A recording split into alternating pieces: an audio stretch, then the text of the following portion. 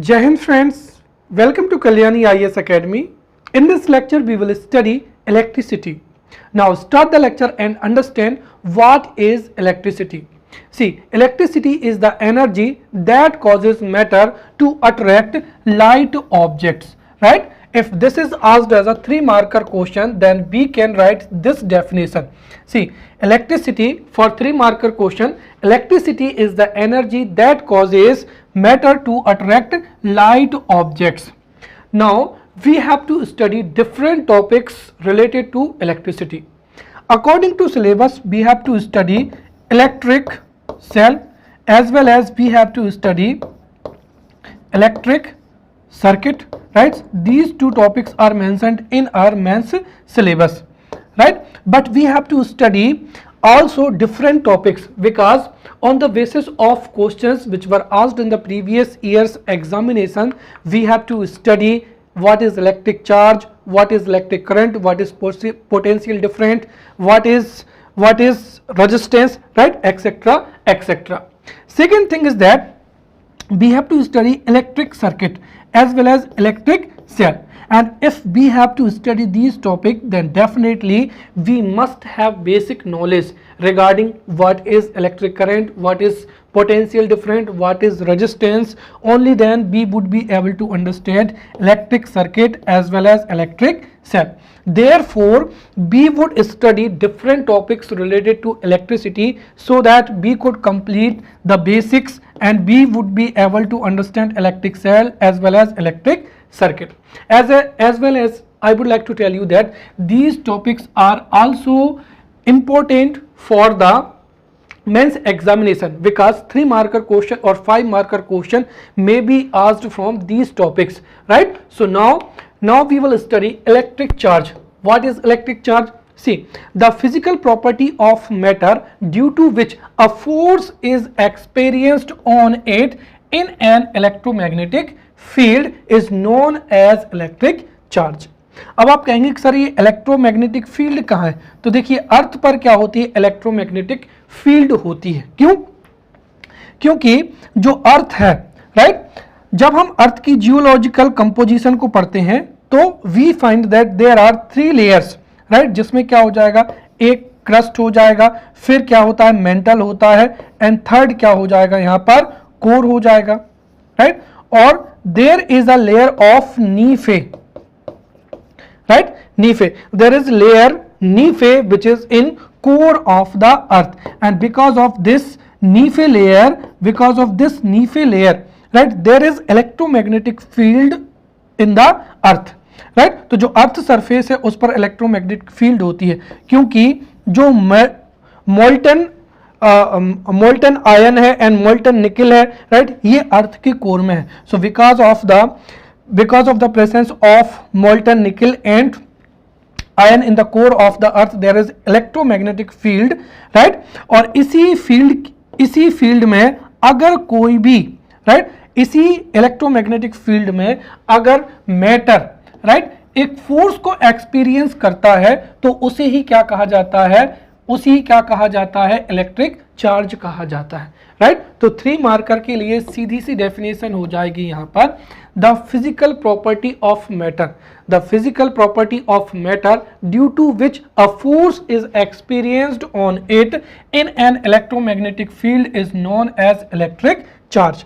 अब जो electric charge है ये फंडामेंटल पार्टिकल्स ऑफ मैटर के द्वारा जो है हेल्ड किया जाता है, राइट. किसी भी मैटर में जो फंडामेंटल पार्टिकल्स होते हैं, जैसे क्या हो जाएगा? इलेक्ट्रॉन हो जाएगा, प्रोटॉन हो जाएगा, या क्या हो जाएगा? न्यूट्रॉन्स हो जाएगा. तो ये किसी भी मैटर के या किसी भी एटम के क्या होते हैं? फंडामेंटल पार्टिकल्स होते हैं, और इन्हीं फंडामेंटल पार्टिकल्स के द्वारा ही इलेक्ट्रिक चार्ज को हेल्ड किया जाता है. अब जो इलेक्ट्रिक चार्ज होता है ये 2 प्रकार का होता है, राइट. एक पॉजिटिव चार्ज होता है और एक नेगेटिव चार्ज होता है. उसके पहले I would like to tell you that electric charge is a scalar quantity. ये एक स्केलर क्वांटिटी होती है and the SI unit of coulomb, right, जिसको रिप्रेजेंट किसके द्वारा किया जाता है? C के द्वारा रिप्रेजेंट किया जाता है. साथ ही साथ ये जो इलेक्ट्रिक चार्ज है ये पॉजिटिव एंड नेगेटिव 2 प्रकार के होते हैं. जो सेम चार्ज होते हैं वो एक दूसरे को रिपील करते हैं, वहीं जो अपोजिट चार्ज होते हैं वो एक दूसरे को अट्रैक्ट करते हैं, राइट। तो इस तरीके से if 5 marker question is asked in the examination what is electric charge, right, what is electric charge, then हम इतना जो उत्तर है वो इलेक्ट्रिक चार्ज के रूप में लिख सकते हैं। The physical property of matter due to which a force is experienced on it in an electromagnetic field is known as electric charge. An electric charge is held by the fundamental particles of the matter. Electric charge is a scalar quantity and the SI unit of electric charge is coulomb, जिसको किस से denote किया जाता है, C से denote किया जाता है। Now we will study the types of electric charge. See, there are two types of electric charge. First is positive charge and second is negative charge. अब हम यहाँ पर समझते हैं कि ये पॉजिटिव चार्ज या नेगेटिव चार्ज आता कैसे है। तो देखिए, when we rub two objects against each other, right, तो जब हम किसी भी दो ऑब्जेक्ट्स को रब करेंगे तो उनमें से क्या होगा, इलेक्ट्रॉन का आदान प्रदान होगा, राइट। क्योंकि अगर हम देखें तो जैसे मैंने कहा कि ये कोई भी मैटर है और इस मैटर का ये क्या हो जाएगा, यहाँ पर एटम हो जाएगा, और ये कोई दूसरा मैटर हो जाएगा जिसका ये एटम हो जाएगा। अब हमें पता है यहाँ पर कि जो एटम होता है, राइट, एटम का जो न्यूक्लियस होता है, न्यूक्लियस में ही प्रोटॉन और क्या होते हैं, न्यूट्रॉन होते हैं, राइट। और जो न्यूक्लियस होता है उसके बाहर जो डिफरेंट क्या होती हैं, सेल्स होती हैं, राइट, उन्हीं सेल्स में इलेक्ट्रॉन्स क्या होते हैं, जो है चक्कर लगाते हैं। तो क्या होगा कि जैसे मैंने कहा कि ये, right, this is object first and this is object second, right, तो ये ऑब्जेक्ट क्या हो जाएगा, यहाँ पर फर्स्ट हो जाएगा और ये ऑब्जेक्ट सेकेंड हो जाएगा, राइट। सो व्हेनेवर वी रब two objects against each other, तो उन दोनों के एटम जो है कांटेक्ट में आएंगे, और इन दोनों के एटम जब कांटेक्ट में आएंगे तो जो इलेक्ट्रॉन्स हैं, राइट, इलेक्ट्रॉन्स का क्या होगा, आदान प्रदान होगा। हो सकता है कि ऑब्जेक्ट जो फर्स्ट है ये इलेक्ट्रॉन को क्या कर सकता है, राइट, एक्सेप्ट कर सकता है, और हो सकता है ये इलेक्ट्रॉन को क्या कर दे, इसमें से जो इलेक्ट्रॉन है वो निकलकर इस एटम में आ जाए। तो जब कभी भी जो इलेक्ट्रॉन्स होते हैं, राइट, इलेक्ट्रॉन्स या तो एक्वायर होते हैं या इलेक्ट्रॉन्स का क्या होता है, लॉस होता है। So because of the acquisition of electrons और because of the loss of electron, right, जो चार्ज है, इलेक्ट्रिक चार्ज है, वो अकर होता है। So because of the transmission of electrons electric charge occurs. अब कब पॉजिटिव चार्ज आता है और कब नेगेटिव चार्ज आता है उसको समझते हैं। तो सीधी सी बात है, whenever there is lack of electron, which means that, अगर जैसे मैंने कहा कि इन दिस एग्जाम्पल यहां पर object 1 is denoting electrons, right, तो यहां पर there is a loss in the electrons, तो यहां पर जो ऑब्जेक्ट 1 है उस पर क्या आएगा, पॉजिटिव चार्ज आएगा, and object second is accepting electron, right, तो यहां पर क्या आएगा, नेगेटिव चार्ज आएगा। ये बिल्कुल सीधी सी क्या हो जाएगी, डेफिनेशन हो जाएगी, राइट। तो यहां पर ऑब्जेक्ट फर्स्ट के जो इलेक्ट्रॉन है वो ऑब्जेक्ट सेकेंड के पास में जा रहे हैं या एटम सेकेंड के पास में जा रहे हैं। So here there would be a lack of electrons, so यहां पर पॉजिटिव चार्ज आएगा, and there is excess of electron, तो यहां पर क्या आएगा, नेगेटिव चार्ज आएगा। तो इस तरीके से पॉजिटिव या नेगेटिव चार्ज आता है। तो कुल मिलाकर हम यहाँ पर शॉर्ट में कह सकते हैं कि whenever there is transition of electrons, right, then electric charge occurs. Whenever there is lack of electrons, then positive charge will occur, and whenever there is excess of electrons then there would be a negative charge, right। और इसको हम इस example से समझ सकते हैं, right। so whenever a glass rod and a silk cloth is rubbed, right, rubbed each other, तो इसमें से जो सिल्क, जो ग्लास रॉड होती है, तो जब हम ग्लास रॉड को या सिल्क क्लॉथ को आपस में क्या करते हैं, रब करते हैं, तो जो ग्लास रॉड के इलेक्ट्रॉन्स होते हैं वो किसकी ओर ट्रांसफर हो जाते हैं, सिल्क की ओर ट्रांसफर हो जाते हैं। देयरफॉर जो सिल्क है उस पर क्या आता है, नेगेटिव चार्ज आता है, और जो ग्लास रॉड होती है उस पर क्या आता है, पॉजिटिव चार्ज आता है। In the same way when we rub ebonite rod, right, ebonite rod with क्या हो जाएगा, फर हो जाएगा, right। तो in this situation, right, in this situation जो ebonite rod है, ebonite rod से जो इलेक्ट्रॉन्स हैं वो किस ओर आ जाते हैं, राइट, फर की ओर आ जाते हैं। तो यहां पर फर जो है उस पर क्या आ जाएगा, नेगेटिव चार्ज आ जाएगा, और जो एबोनाइट रॉड है उस पर क्या हो जाएगा, पॉजिटिव चार्ज हो जाएगा। तो इन दो एग्जांपल से we can understand how positive और नेगेटिव चार्ज अकर्स। साथ ही साथ यहां पर तीसरी चीज और हमको समझनी है, when the net electric charge on a particular matter is zero, तो उसको क्या कहा जाता है, न्यूट्रल कहा जाता है, उसको क्या कहा जाएगा, न्यूट्रल कहा जाएगा, right. So in this way we have understood electric charge as well as types of electric charge. Now we will see electric field. What is electric field? This may be asked as a 3 marker question, right? So what is electric field? See, the area around an electric charge in which another charge experience a force of attraction or repulsion is known as electric field. For an example, this is a, right, this is a charge. अब इस charge के around जितने भी area में यदि हम किसी दूसरे इलेक्ट्रिक चार्ज को, जैसे this is another electric charge, अब अगर हम इस इलेक्ट्रिक चार्ज को इसके पास लेकर आएंगे तो obviously there would be a force of attraction और रिपल्सन, क्योंकि हम समझ चुके हैं कि जो सेम चार्ज होते हैं, for an example positive charge and positive charge, तो same charge repel each other, whereas चाहे वो पॉजिटिव चार्ज हो या नेगेटिव चार्ज हो, तो same charge repel each other, whereas opposite charge, for an example there is positive charge and this is negative charge, तो जब negative charge होंगे तो वो एक दूसरे को क्या करेंगे, अट्रैक्ट करेंगे, और अगर सेम चार्ज होंगे तो एक दूसरे को क्या करेंगे, रिपील करेंगे। तो वैसे ही यहाँ पर अगर ये दोनों सेम चार्ज होंगे तो एक दूसरे को क्या करेंगे, रिपील करेंगे। Let's say this is positive charge and this is also positive charge, so ये एक दूसरे को क्या करेंगे, रिपील करेंगे। या हम मान लेते कोई दूसरा चार्ज है जो कि कैसा है, नेगेटिव है, तो ये एक दूसरे को क्या करेंगे, अट्रैक्ट करेंगे। ठीक है, तो कुल मिलाकर इस चार्ज के चारों ओर का जो एरिया, जहां तक ये जो अनदर चार्ज है ये फील करता है फोर्स ऑफ अट्रैक्शन और रिपल्सन को, उस पूरे के पूरे एरिया को क्या कहा जाता है, इलेक्ट्रिक फील्ड कहा जाता है, जो कि एक क्या है, वेक्टर क्वांटिटी है। तो 3 मार्कर के लिए ये पूरा होता है, the area around electric charge in which another charge experience a force of attraction और repulsion is known as electric field, और जो इलेक्ट्रिक फील्ड है ये एक वेक्टर क्वांटिटी होती है। Now intensity of electric field.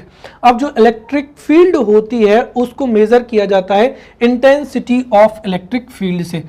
Intensity of electric field क्या होती है, देखिए, the ratio of the force acting on the test charge at a point in electric field is known as the intensity of electric field. जैसे for an example अगर हम ले लेते हैं कि जैसे मैंने कहा कि ये कोई भी क्या है, एक चार्ज है, राइट, और इसके चारों ओर क्या होगी, इलेक्ट्रिक फील्ड होगी। अब इस इलेक्ट्रिक फील्ड में कोई टेस्ट चार्ज हम रखते हैं जैसे Q0, राइट, क्या होगा, Q0।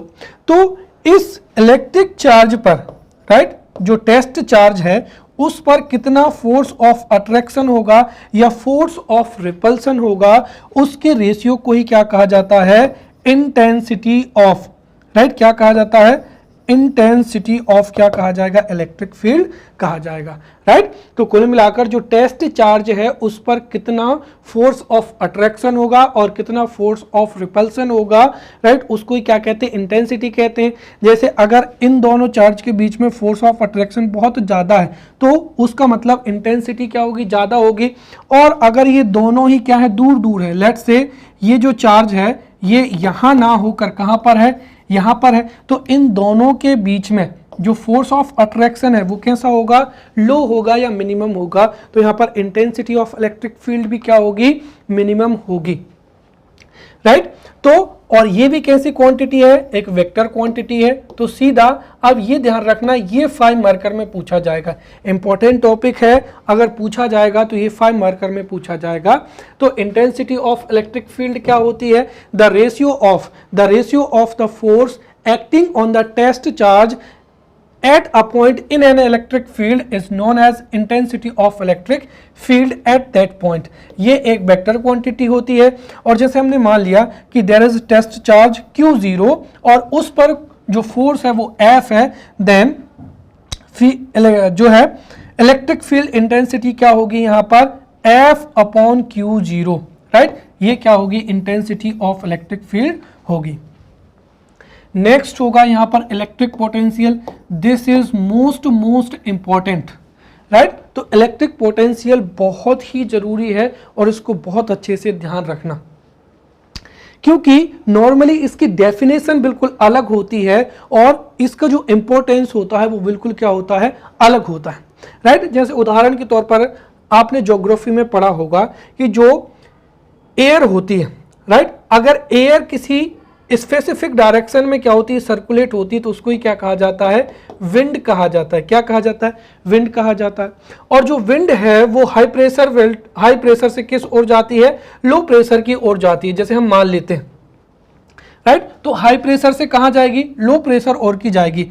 और ये किसकी वजह से हो रहा है, राइट, तो ये प्रेशर ग्रेडियंट की वजह से हो रहा है, विच मीन्स दैट प्रेशर ग्रेडियंट की वजह से ही हाई प्रेशर से लो प्रेशर की ओर विंड क्या होती है, फ्लो होती है। उसी तरीके से अगर हम यहाँ पर इलेक्ट्रिसिटी में इलेक्ट्रिक पोटेंशियल की बात करते हैं तो इलेक्ट्रिक पोटेंशियल वह होता है जिसकी वजह से ही जो चार्ज है, राइट, चार्ज है वो एक कंडक्टर से दूसरे कंडक्टर की ओर क्या करता है, फ्लो करता है, राइट। तो सीधा हम कह सकते हैं कि the flow of charge is always from high potential to low potential, right.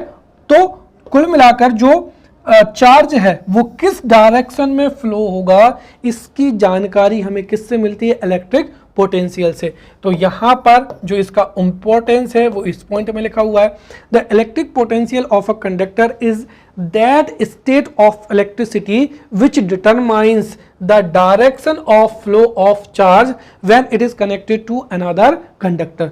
तो यदि हम एक कंडक्टर, जैसे एक ये कंडक्टर हो जाएगा और इससे दूसरा कंडक्टर क्या करेंगे, अटैच करेंगे, तो जो चार्ज का फ्लो है वो इससे इस होकर जाएगा या इससे इस ओर होगा। ये किसके द्वारा डिटरमाइन किया जाता है, इलेक्ट्रिक पोटेंशियल के द्वारा डिटरमाइन किया जाता है।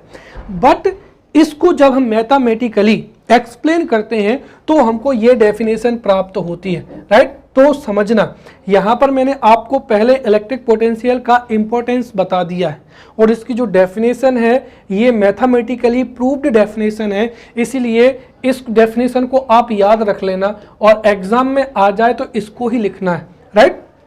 इसकी डेफिनेशन थोड़ी हटके है और वो डेफिनेशन क्या है, the work done to bring a unit positive charge from infinity to a point in the electric field is known as electric potential। तो ये क्या है, इसकी डेफिनेशन हो जाएगी the work done to bring a unit positive charge from infinity to a point in the electric field is known as electric potential। ये definition हो जाएगी और 3 मार्कर में आपको यही लिखना है। If 5 marker question is asked then at first we have to write electric potential की definition, after that we will write the importance of the electric potential। और importance क्या है, the electric potential of conductor is that state of electricity which determines the direction of flow of charge। When it is connected to another conductor.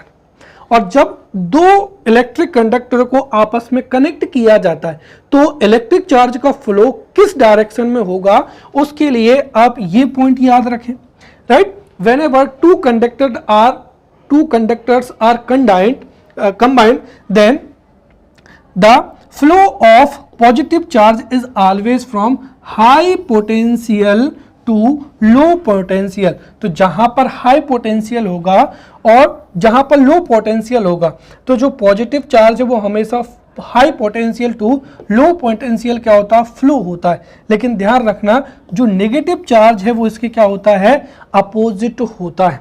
कहने का तात्पर्य यह है कि जैसे आपने सुना होगा आगे जाकर हम क्या पढ़ेंगे, इलेक्ट्रिक करंट पढ़ेंगे, तो the rate of flow of charge is known as electric current. और जो इलेक्ट्रिक करंट की डायरेक्शन होती है वो इलेक्ट्रॉन्स की डायरेक्शन की क्या होती है, अपोजिट होती है। तो यहीं से समझना कि जो नेगेटिव चार्ज है या इलेक्ट्रॉन्स हैं वो low potential to high potential की ओर क्या होते हैं, फ्लो होते हैं, राइट। लो पोटेंशियल से किस ओर, हाई पोटेंशियल की ओर क्या होते हैं, फ्लो होते हैं। और जो इलेक्ट्रॉन की जो direction of flow of electron होती है उसकी जस्ट अपोजिट डायरेक्शन होती है किसकी, इलेक्ट्रिक करंट की। किसकी, इलेक्ट्रिक करंट की। तो आप सीधा कह सकते हैं कि जो इलेक्ट्रिक करंट है, इलेक्ट्रिक करंट हमेशा हाई पोटेंशियल से लो पोटेंशियल की ओर फ्लो होता है, या जो नेगेटिव चार्ज है या इलेक्ट्रॉन्स हैं वो low potential to high potential की ओर क्या होते हैं,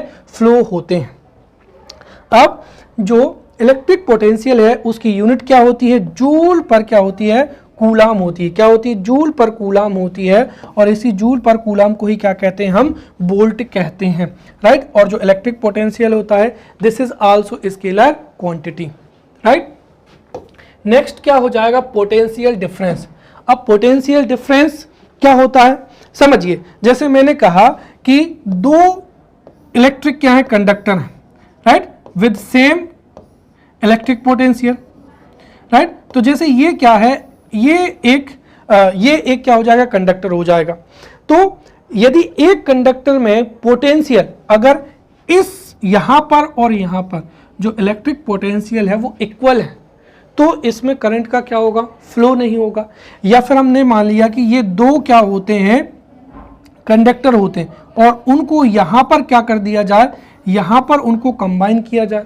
और यदि दोनों का पोटेंशियल डिफरेंस या दोनों का ही इलेक्ट्रिकल पोटेंशियल क्या होता है, समान होता है, तब भी यहां पर चार्ज का क्या होगा, फ्लो नहीं होगा। विच मीन्स चार्ज अगर इलेक्ट्रिक चार्ज अगर एक जगह से दूसरी जगह पर फ्लो होगा तो क्या होना चाहिए, इस ओर और इस ओर हमेशा पोटेंशियल क्या होना चाहिए, डिफरेंस होना चाहिए। क्योंकि हमने अभी समझा है कि जो पॉजिटिव चार्ज है वो high potential to low potential की ओर क्या होता है, फ्लो होता है, राइट। विच मीन्स अगर पोटेंशियल डिफरेंस होगा तभी जो चार्ज है उसका क्या होगा, फ्लो होगा। और जब चार्ज का फ्लो होगा तभी इलेक्ट्रिक करंट का क्या होगा, फ्लो होगा। विच मीन्स ये है कि इलेक्ट्रिक करंट तभी फ्लो होगा जब क्या होना चाहिए, जब होना चाहिए पोटेंशियल डिफरेंस। तो पोटेंशियल डिफरेंस के जो इंपॉर्टेंस है वो मैंने आपको बता दिया है। और वो क्या है, for current to flow in an electronic circuit there must be a potential difference between 2 points for the electron to move. और अगर पोटेंशियल डिफरेंट नहीं होगा तो इलेक्ट्रॉन्स मूव नहीं करेंगे या फ्लो नहीं होंगे और उसकी वजह से जो इलेक्ट्रिक करंट है उसका फ्लो नहीं हो पाएगा। So for flow to, right, for current to flow in an electric circuit there must be a potential difference। ये इसका इंपॉर्टेंस हो जाएगा। बट यदि 3 मार्कर में पूछा जाए तो हमको ये डेफिनेशन लिखनी है, the work done in moving 1 coulomb of electric charge from 1 point to another point in an electric field is known as potential difference. तो जो यहाँ पर इलेक्ट्रिक पोटेंशियल और पोटेंशियल की डिफरेंस की जो डेफिनेशन है उसमें बस थोड़ा सा अंतर है, राइट। यहाँ पर क्या है कि the work done to bring a unit positive charge from infinity to a point in electric field को ही क्या कहते हैं, इलेक्ट्रिक पोटेंशियल कहते हैं। और पोटेंशियल डिफरेंस की क्या डेफिनेशन होती है, the work done to bring a unit positive charge from 1 point, right, one point to another point in the electric field is known as potential difference। तो इसमें बस ये थोड़ा सा अंतर होता है, जो पोटेंशियल डिफरेंस होता है उसकी यूनिट क्या होती है, वोल्ट होती है, और ये भी कैसी यूनिट है, एक स्केलर क्वांटिटी है, राइट। अब जो पोटेंशियल डिफरेंस है अगर हम उसको फॉर्मूले के रूप में लिखें तो पोटेंशियल डिफरेंस क्या होता है, वर्क डन, राइट। और वर्क डन किसके लिए, so work done to move 1 coulomb of electric charge from one point to another point. तो सीधा हम लिख सकते हैं V इक्वल्स टू जो फॉर्मूला होता है, द फॉर्मूला इज क्या हो जाएगा, V equals to W upon Q, और इसकी यूनिट क्या होती है, यहां पर इसकी यूनिट भी होती है वोल्ट। क्लियर। तो the unit of electric potential and potential difference is volt, right. Now we will study electric current. अब इलेक्ट्रिक करंट क्या होता है, the rate of flow of electric charge is known as electric current, right. और इस वजह से हम कह सकते हैं कि द रेट ऑफ, और जहां पर भी रेट शब्द लिखा हो विच मीन्स हमें क्या कर देना है, टाइम से डिवाइड कर देना है। तो ये क्या हो जाएगा, चार्ज, क्योंकि the rate of flow of electric charge, तो चार्ज Q अपॉन क्या हो जाएगा, टाइम T, राइट। और यही क्या कहलाता है, इलेक्ट्रिक करंट I कहलाता है। So I equals to Q upon क्या हो जाएगा, T। This is the definition of electric current, right. तो 3 मार्कर के लिए डेफिनेशन क्या हो जाएगी, the rate of flow of electric charge is known as electric current, right. और जो इलेक्ट्रिक करंट होता है, राइट, जो इलेक्ट्रिक करंट होता है उसकी डायरेक्शन क्या होती है, तो देखिए जो पॉजिटिव चार्ज होता है, the direction of positive charge, sorry मैंने पोजीशन लिख दिया है, so the direction of positive charge is the direction of flow of electric current. या फिर अगर हम इलेक्ट्रॉन के रूप में लिखें तो the direction of electric current is the opposite of the direction of the flow of the electrons, right. तो ये दोनों ही चीज यहां पर याद रखना, राइट। तो कुल मिलाकर जो पॉजिटिव चार्ज होता है, ठीक है, तो कुल मिलाकर ये है कि जो डायरेक्शन पॉजिटिव चार्ज की होती है, राइट, या जिस डायरेक्शन में पॉजिटिव चार्ज का फ्लो होता है उसी डायरेक्शन में इलेक्ट्रिक करंट फ्लो होता है। या हम कह सकते हैं कि जिस डायरेक्शन में इलेक्ट्रॉन या नेगेटिव चार्ज फ्लो होता है उसके अपोजिट ही इलेक्ट्रिक करंट की क्या होती है, डायरेक्शन होती है। जो इलेक्ट्रिक करंट है ये भी कैसी क्वांटिटी है, स्केलर क्वांटिटी है, और इसकी जो यूनिट होती है वो क्या होती है, एम्पियर होती है, राइट। तो इसकी यूनिट क्या हो जाएगी, एम्पियर हो जाएगी। ये भी कैसी होती है, एक स्केलर क्वांटिटी होती है। अब ध्यान से समझिए यहां पर कि electric current has direction as well as magnitude, right. और यदि डायरेक्शन है और मैग्नीट्यूड भी है, so electric current must be a vector quantity, but despite this electric current is a scalar quantity. उसका रीजन क्या है कि electric current does not obey triangle law of vector addition. तो ये वेक्टर एडिशन के triangle law को obey नहीं करता है, therefore electric current is a scalar quantity, right. अब जो इलेक्ट्रिक करंट होता है ये 2 प्रकार का होता है, alternating current and direct current. और यहां से 11 मार्कर जो क्वेश्चन है वो एग्जाम में पूछा जा सकता है, what is electric current and what are the types of electric current, right. तो ये एग्जाम में पूछा ही जाएगा।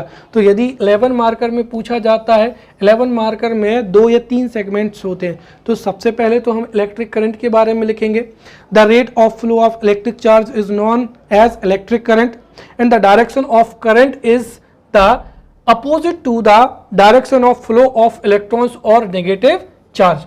जो इलेक्ट्रिक करंट है उसकी एसआई यूनिट क्या होती है, एम्पियर होती है। ये क्या हो जाएगा, इंट्रोडक्शन हो जाएगा।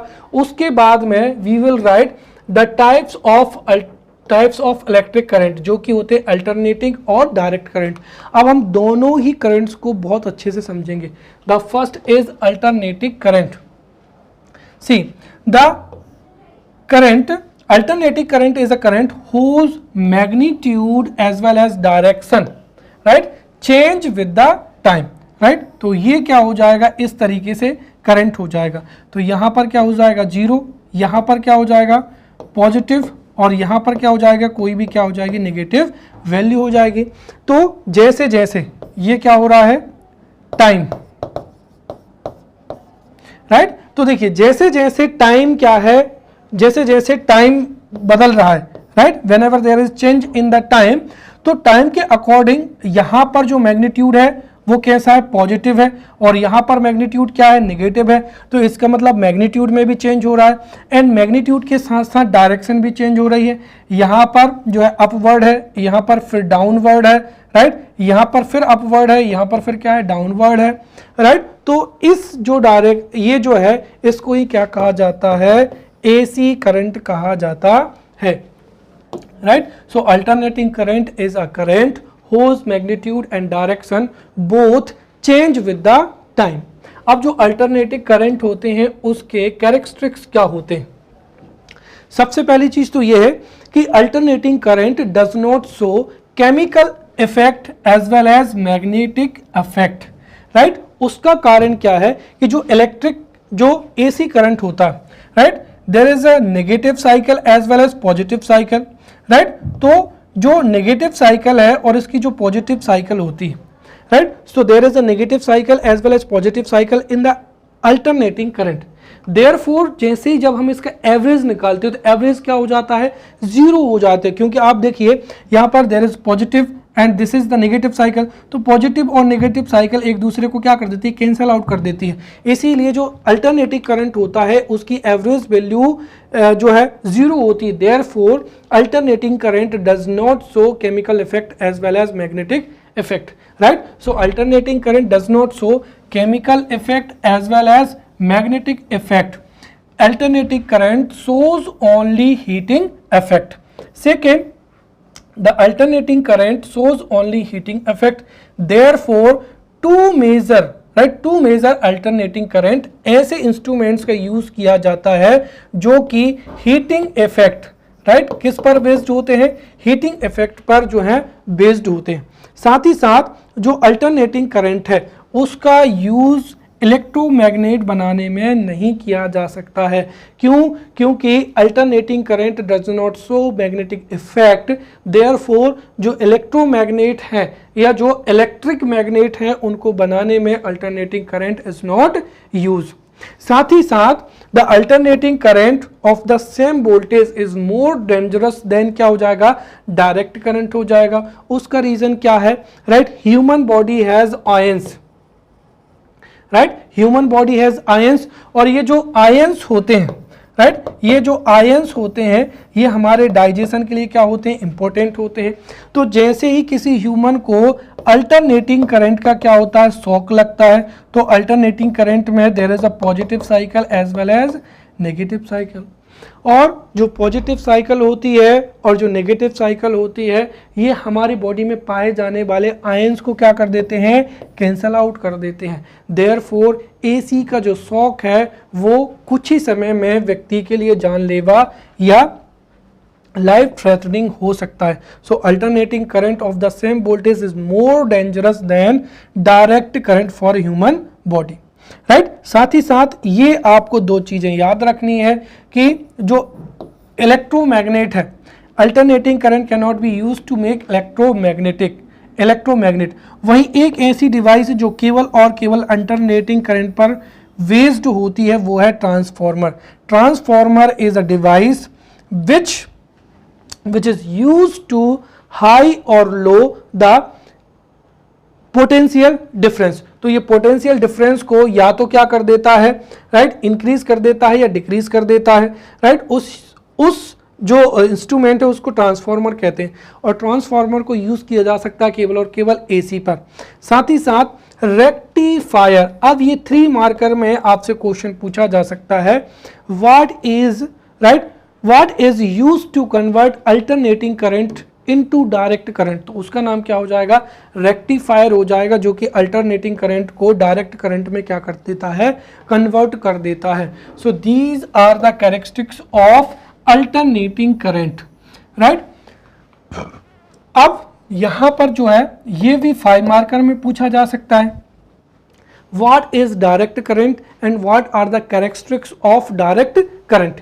या फिर 11 मार्कर क्वेश्चन पूछा जा सकता है, what is the difference between alternating current and direct current. तो हम दोनों को कंपेयर करके पढ़ेंगे। सबसे पहली चीज तो यहाँ पर इसकी हम क्या पर समझते हैं, यहाँ पर definition. Direct current is a current whose magnitude and direction do not change with the time, right. तो यहां पर ये क्या हो जाएगा, ये 0 हो जाएगा, ये पॉजिटिव हो जाएगा, राइट, और ये क्या हो जाएगा, नेगेटिव हो जाएगा, एंड दिस इज टाइम।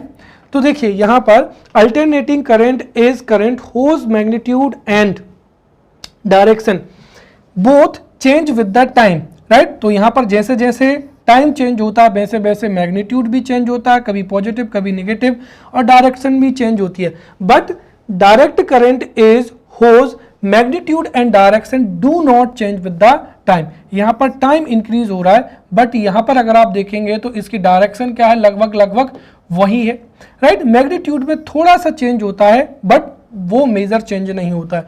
तो direct current is a current whose magnitude and direction do not change with time.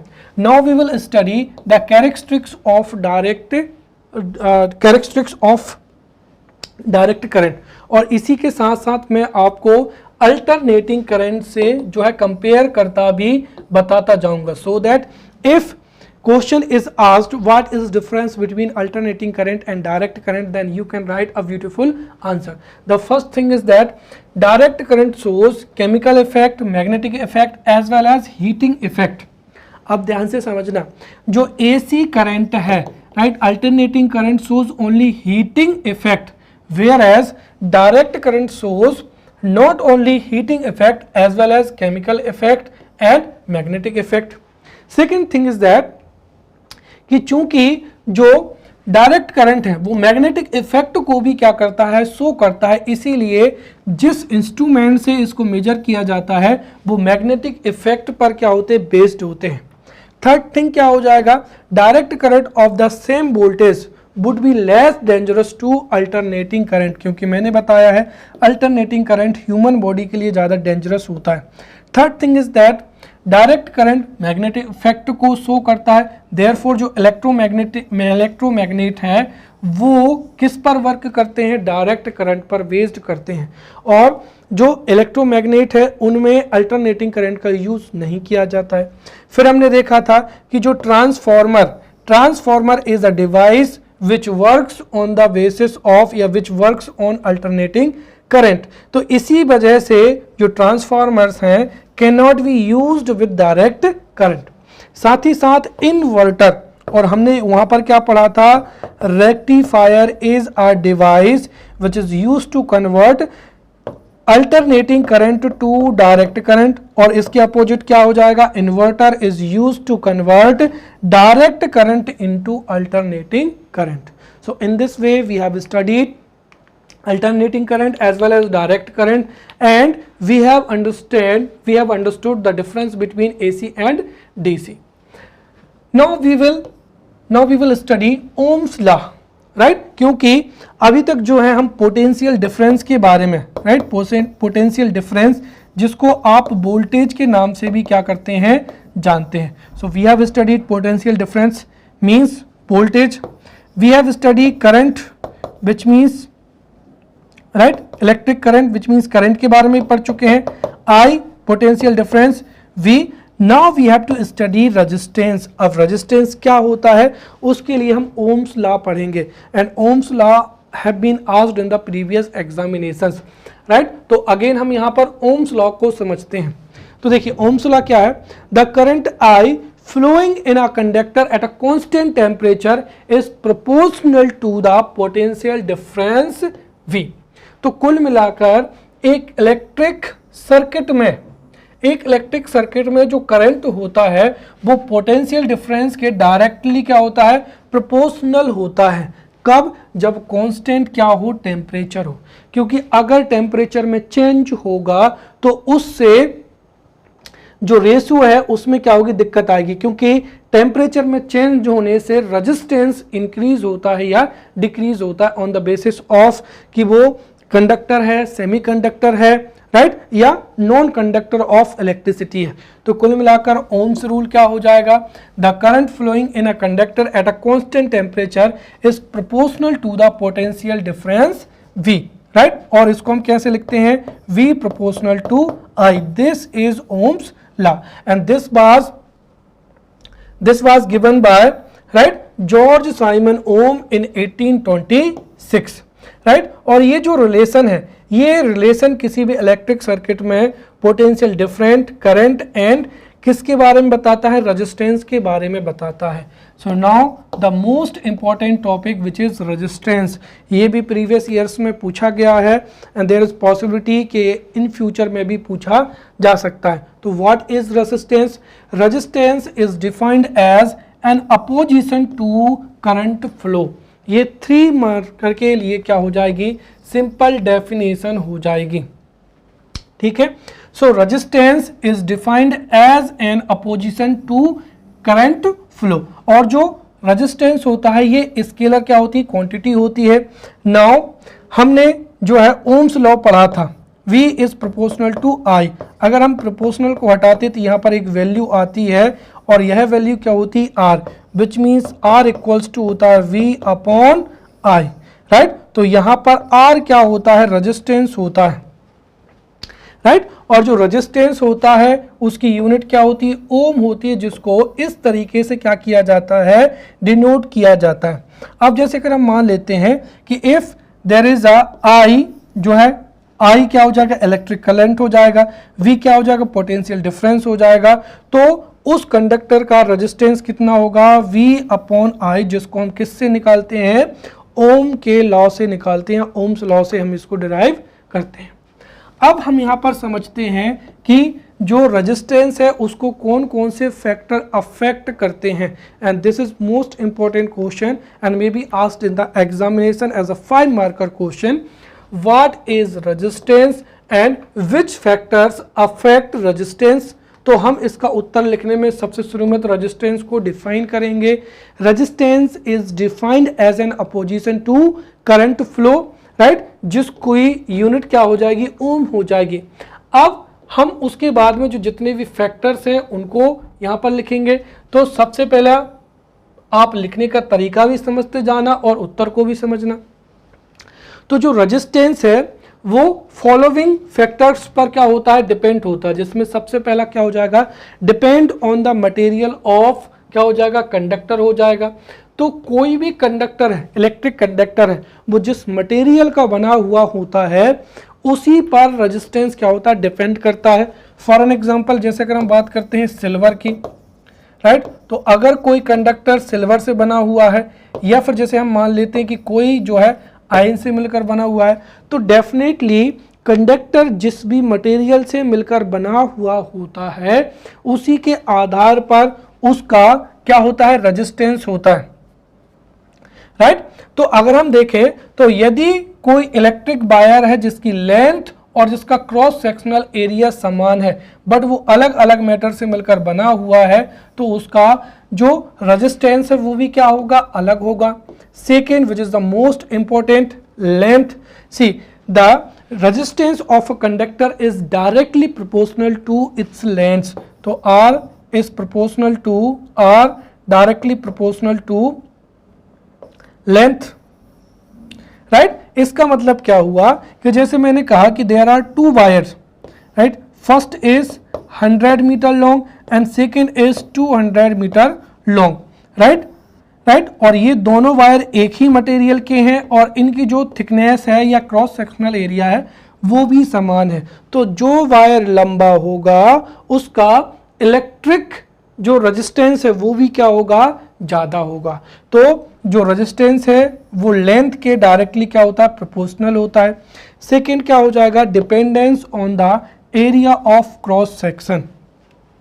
Resistance of a conductor is inversely proportional, right, inversely proportional to the cross section, right, या area of इस cross section, which means R is directly proportional to 1 upon A, where A is the area of cross section.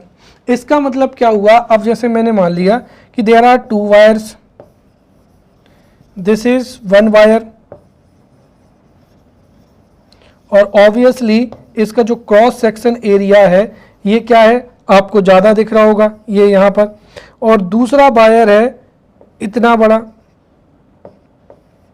अब देखिए इसका मतलब क्या हुआ, there are two wires right having length as 5 metre, इसकी भी 5 मीटर लेंथ है, इसकी भी 5 मीटर लेंथ है, बट ये जो वायर है इसका क्रॉस सेक्शन एरिया क्या है, ज़्यादा है, तो ऑब्वियसली इसका जो रेजिस्टेंस है वो क्या होगा, लो होगा, क्योंकि resistance is indirectly proportional to the area of its cross section. तो जिसका क्रॉस सेक्शन एरिया ज़्यादा होगा उसका रेजिस्टेंस लो होगा, और जिसका क्रॉस सेक्शन एरिया क्या होगा, जिसका क्रॉस सेक्शन एरिया लो होगा उसका रेजिस्टेंस क्या होगा, ज़्यादा होगा। तो यदि there are two wires of different length, अगर उनका क्रॉस सेक्शन समान है तो जिस वायर की लेंथ ज़्यादा होती है उसका रेजिस्टेंस ज़्यादा होता है। वहीं दो समान लंबाई के if two wires of same length, तो उसमें से the wire which is having more area of its cross section right, उसका लो क्या होगा, उसका लो क्या होगा, यहां पर रेजिस्टेंस होगा। थर्ड क्या हो जाएगा, dependence on the temperature. See when be increase the temperature, जो जितने भी मेटेलिक कंडक्टर्स होते हैं उनका रेजिस्टेंस क्या होता है, इंक्रीज होता है, और वहीं जो सेमी कंडक्टर्स होते हैं, for an example silicon and germanium, तो जो जितनी भी सेमी कंडक्टर्स होते हैं उनका रेजिस्टेंस क्या होता है, टेम्परेचर इंक्रीज करने पर लो हो जाता है। तो the resistance of semiconductor decreases with increase in temperature, whereas जो जितने भी मेटेलिक कंडक्टर होते हैं तो उनका जो रेजिस्टेंस है वो क्या होता है, इंक्रीज होता है। So with the increase in temperature the resistance of metallic conductors also increases. Clear. अब हम यहां पर कुछ और चीजें समझते हैं जो कि 3 मार्कर में पूछी जा सकती हैं, राइट। सबसे पहली चीज तो यह है कि जैसे मैंने कहा कि अगर हम वायर को लेते हैं और उसको स्ट्रेच कर देते हैं इस तरीके से पावर लगाकर, राइट, इस तरीके से उसको क्या करते हैं, स्ट्रेच करना, तो स्ट्रेच करने से देखिए जो भी वायर है उसका वॉल्यूम वही रहेगा लेकिन लेंथ क्या हो जाएगी, इंक्रीज हो जाएगी। लेंथ इंक्रीज होगी तो उसका क्रॉस सेक्शन क्या हो जाएगा, लो हो जाएगा। तो when wire is stretched and doubled, तो उसका जो रेजिस्टेंस है वो क्या हो जाएगा, 4th टाइम हो जाएगा। कितना हो जाएगा, 4th टाइम। एक तो क्या है कि अगर लेंथ इंक्रीज होगी तो रेजिस्टेंस ऑटोमेटिक क्या होगा, इंक्रीज होगा। क्लियर। दूसरी चीज क्या है कि जब हम वायर को स्ट्रेच करेंगे तो उसका क्रॉस सेक्शन भी क्या हो जाएगा, हाफ हो जाएगा, और उसकी वजह से भी, और जब क्रॉस सेक्शन अगर क्या होगा, कम होगा, तो जो रेजिस्टेंस है वो क्या होगा, इंक्रीज होगा। इसका मतलब अगर एक वायर को हम स्ट्रेच करके डबल कर दें तो एक तो उसकी लेंथ बढ़ेगी, उस वजह से रेजिस्टेंस बढ़ेगा, क्रॉस सेक्शन कम हो जाएगा तो रेजिस्टेंस बढ़ेगा। तो कुल मिलाकर अगर हम वायर को स्ट्रेच करके डबल कर देते हैं तो उसका जो रेजिस्टेंस है वो 4 टाइम क्या होगा, इंक्रीज होगा।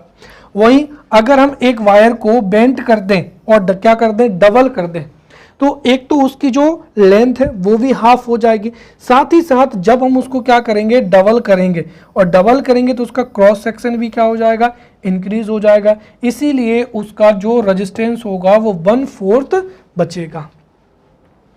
चलिए अब हम समझते हैं यहाँ पर स्पेसिफिक रेजिस्टेंस। देखिए स्पेसिफिक रेजिस्टेंस क्या होता है, अभी हमने समझा है कि the resistance of conductor is directly proportional to length, R is directly proportional to length. Equation first. The resistance of a conductor is indirectly proportional to the area of its cross section. This is equation second. When we combine equation first and equation second, then we find R is proportional to L upon A, and V, जब ये जो directly proportional का sign हटता है तो वहां पर एक वैल्यू आती है रो, L अपॉन A, और यहां पर जो रो है इसी ही क्या कहा जाता है, स्पेसिफिक रेजिस्टेंस कहा जाता है। This is specific resistance, right? So the resistance of a conductor is directly proportional to length and inversely proportional to the area of cross section. तो जब हम इनको करेंगे तो यहाँ पर एक वैल्यू आती है जिसको रो कहते हैं, और यही रो क्या होती है, स्पेसिफिक रेजिस्टेंस होती है. अब जो स्पेसिफिक रेजिस्टेंस होती है, this is a characteristic property of the material of conductor, right. ये किस पर डिपेंड करता है, जो कंडक्टर होता है उसके मटेरियल पर डिपेंड क्या करता है, स्पेसिफिक रेजिस्टेंस डिपेंड करता है. तो specific resistance is a characteristic property of material of conductor, और इसकी जो वैल्यू है वो डिपेंड करती है मटेरियल पर, राइट, ना कि टेम्परेचर पर.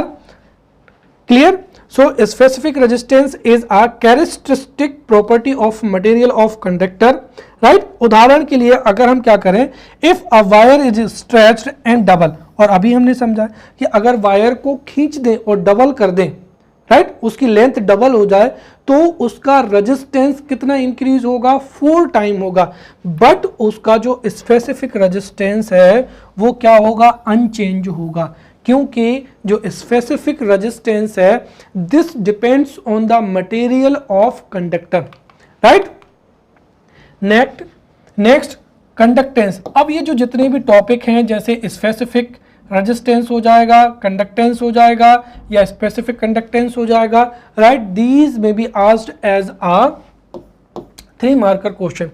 What is conductance? See, the reciprocal of resistance is known as conductivity, right, or conductance, right. So the reciprocal of resistance is called conductivity or conductance. तो C equals to क्या हो जाएगा, 1/R. तो reciprocal of resistance is known as conductance or conductivity, और इसका जो SI unit होती है वो साइमन्स होती है, राइट. नाउ हो जाएगा स्पेसिफिक कंडक्टिविटी. क्या हो जाएगा यहां पर, स्पेसिफिक कंडक्टिविटी, राइट. चलिए यहां पर ये कंडक्टेंस आएगा दरअसल, राइट, कंडक्टेंस. तो the reciprocal of resistance is known as conductance, right. साथ ही साथ जो स्पेसिफिक कंडक्टिविटी है उसको कभी कभी कंडक्टिविटी भी कहते थे. तो कंडक्टिविटी क्या होती है, रेसिप्रोकल ऑफ रेजिस्टिविटी. ध्यान से समझना, conductance is equals to 1/R. तो the reciprocal of resistance is known as conductance, right, और इसका यूनिट होती है siemens. Whereas the reciprocal of resistivity is known as conductivity और specific conductivity.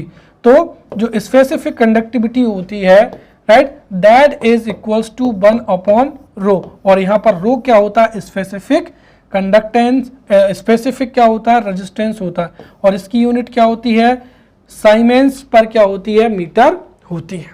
Now we will study combinations of resistance, right. तो resistance का combination कैसे किया जाता है. Now I would like to tell you here that कि यहाँ पर रेजिस्टेंस के कॉम्बिनेशंस की बात की गई है. इसके 2 मतलब होते हैं. इसका एक मतलब तो क्या हो जाएगा कि जो रजिस्टर्स होते हैं, राइट, जैसे आपके घरों में जो चाहे वो फ्रिज हो, टीवी हो, राइट, कोई भी मशीन हो, उसमें रजिस्टर्स लगे हुए होते हैं. साथ ही साथ कई क्या होते हैं, होम अप्लायंस होते हैं या इंस्ट्रूमेंट्स होते हैं, राइट, जिनको हम क्या कहते हैं, लोड कहते हैं. तो यहाँ पर रेजिस्टेंस के कॉम्बिनेशंस का मतलब ये है कि किसी भी सर्किट में रजिस्टर्स को किस तरीके से कंबाइन किया जाता है, या हमारा जो होम सर्किट होता है, राइट, घरेलू परिपथ होता है, उसमें होम अप्लायंसेस को या लोड को किस तरीके से कंबाइन किया जाता है. क्लियर. तो कॉम्बिनेशन ऑफ रेजिस्टेंस मींस जो रजिस्टर्स हैं उनका कॉम्बिनेशन, या फिर होम सर्किट में लोड को या होम अप्लायंसेस को किस तरीके से कंबाइन किया जाता है, उसके बारे में हम यहाँ पर समझ रहे हैं. And this is the most important, right, क्योंकि हमारे सिलेबस में है electric circuit. So to understand electric circuit we must have knowledge regarding combinations of resistance. So there are 2 methods of connecting resistance, right? Or we can say that resistors in a circuit or home appliances in a home circuit, right? और वो तरीके कौन कौन से, एक series combination है, then parallel combination है। तो जो होम अप्लायंसेस होते हैं उनको पैरेलल कॉम्बिनेशन में जोड़ा जाता है, और जो डेकोरेशन सीरीज होती हैं उनको जो है सीरीज कॉम्बिनेशन में जोड़ा जाता है। Know what is series combination, तो इसको अच्छे से समझ लेना। जैसे let's say this is R1 register, then this is R2 register and this is R3 registers. अब यदि इन तीनों रजिस्टर्स को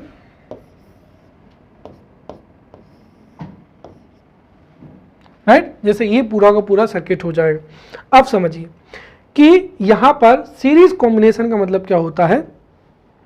सीरीज कॉम्बिनेशन में जो रजिस्टर होता है उसकी जो नोड होती है, जो सेकेंड नोड होती है, राइट, जैसे मैंने कहा कि ये रजिस्टर 1 है, तो रजिस्टर 1 की जो सेकेंड नोड होती है वो सेकेंड रजिस्टर की फर्स्ट नोड से क्या होती है, मिली हुई होती है। साथ ही साथ इस सेकेंड रजिस्टर की जो एंड नोड होती है वो थर्ड रजिस्टर की फर्स्ट नोड से क्या होती है, ज्वाइंट होती है। And in this way the जो भी कॉम्बिनेशन फॉर्म होता है उसको क्या कहते हैं, सीरीज कॉम्बिनेशन कहते हैं, राइट। तो series combination is a combination in which one node of each resistance is connected to the other end node of another register. तो यहां पर अगर आप देखें तो इस रजिस्टर की जो एक नोड है वो दूसरे रजिस्टर की एंड नोड से क्या है, कंबाइन है। Understand? So series combination is a combination in which one node of each resistance is connected to the end node और other node of another resistor, right. और इस तरीके से बने हुए कॉम्बिनेशन को ही क्या कहा जाता है, सीरीज कॉम्बिनेशन कहा जाता है। एंड इस कॉम्बिनेशन की स्पेशलिटी है कि इसमें जो सेम करंट है उसका क्या होता है, फ्लो होता है। तो जो जितने भी रजिस्टर्स होते हैं उनमें करंट क्या होता है, सेम होता है, बट यहाँ पर जो पोटेंशियल डिफरेंस होता है वो क्या होता है, अलग अलग होता है। तो ये दो पॉइंट आपको मस्ट याद रखने हैं, right. The current, right, current in each resistance is same, but जो पोटेंशियल डिफरेंस होता है वो क्या होता है, डिफरेंट होता है। साथ ही साथ इसमें जो इक्विवेलेंट रेजिस्टेंस होता है, जैसे अगर हम कहें कि ये इन तीनों रेजिस्टेंस का टोटल रेजिस्टेंस कितना होगा, so that would be equal to the addition of all the resistances, right. तो यहाँ पर R1 प्लस R2 प्लस का R3, ये इसका क्या होगा, इक्विवेलेंट रेजिस्टेंस होगा, राइट। तो series combination is a combination in which one node of each resistance is connected to the other और end node of another resistor. और इस तरीके का जो कॉम्बिनेशन होता है उसमें करंट कैसा होता है, सेम होता है, बट पोटेंशियल डिफरेंस क्या होता है, अलग अलग होता है। और हमारे जो जितने भी होम अप्लायंसेस होते हैं उनको 220 वोल्ट क्या होता है, रिक्वायर्ड होता है। अगर 220 वोल्ट अगर उनको नहीं मिलेगा तो वो अच्छे से परफॉर्म नहीं करेंगे। दिस इज द रीजन कि सीरीज कॉम्बिनेशन में जो पोटेंशियल डिफरेंस होता है ये वेरी करता है। देयरफॉर जो होम अप्लायंसेस होते हैं, राइट, उनको सीरीज कॉम्बिनेशन में नहीं जोड़ा जाता है। जो होम अप्लायंसेस हैं वो किस में जोड़े जाते हैं, पैरेलल कॉम्बिनेशन में ही जोड़े जाते हैं, राइट। और इसका जो टोटल रेजिस्टेंस होता है वो भी कितना होता है, right, addition of all the resistance of 3 registers. Therefore इससे भी जो है इलेक्ट्रिक एनर्जी का कंजप्शन भी क्या होता है, ज़्यादा होता है। Now we will see the parallel combination. Parallel combination is a such combination in which one node of all the resistors is connected to one point and other node of the resistors is connected to other point।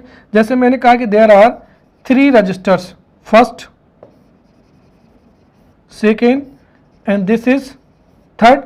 तो इन तीनों की जो node है वो कहाँ पर जोड़ी जाएंगी, यहाँ पर जोड़ी जाएंगी, राइट, इस तरीके से एक पॉइंट पर, और इन तीनों की यहाँ पर।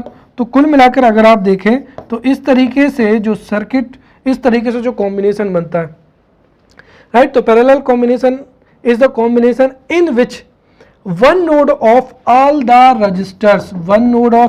registers is connected at one point and other node of register is connected at other point, right? And this combination is known as parallel combination.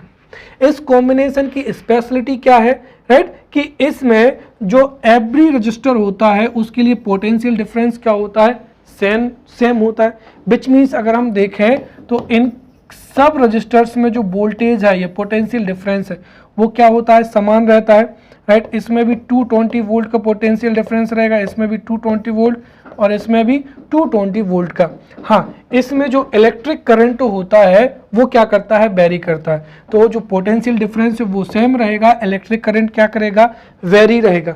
साथ ही साथ जो इक्विवेलेंट जो भी रेजिस्टेंस होता है वो भी इनके रेसिप्रोकल के एडिशन के बराबर होता है। जैसे 1/r equals to 1/r1 plus का 1/r2 और 1/r3।